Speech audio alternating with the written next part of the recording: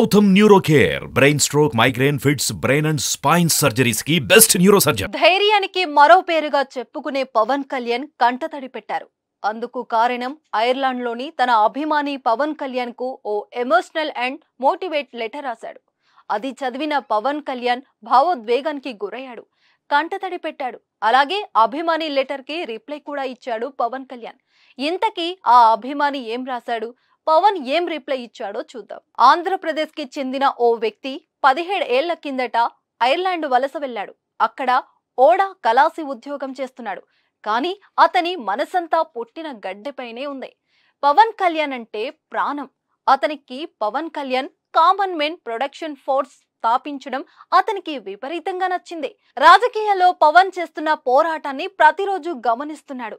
పవన్ కళ్యాణ్ ఆశయాలకు అభిమానిగా మారిపోయాడు. వచ్చే ఎన్నికల్లో పవన్ కళ్యాణ్ బలపడతాడని నమ్మిన తాను తన అభిమాన నటుడికి కాదు, అభిమాన నాయకుడికి లేఖ రాశాడు.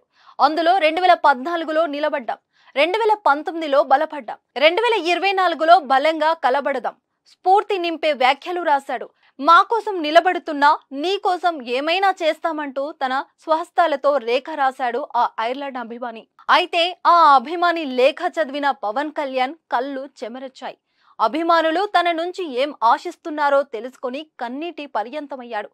ప్రెజెంట్ దీనికి సంబంధించిన ఫోటో నెట్టింట వైరల్ గా మారింది. అలాగే తాను అయిన సందర్భాన్ని ట్విట్టర్ వేదికగా పంచుకున్నాడు పవన్ కళ్యాణ్. ఓడ కళాశీకగా పనిచేస్తున్న నా ప్రియమైన జన సైనికుడికి నీ ఉత్తరం అందింది. చదివిన వెంటనే చాలా బాధపడిపోయాను. గొంతు దుఃఖంతో కూరుకుపోయింది. నాకు కన్నీరు తెప్పించావు మిత్రమా అంటూ రాసుకువచ్చారు. అలాగే ఆ అభిమాని రాసిన లెటర్ ని కూడా షేర్ చేశారు.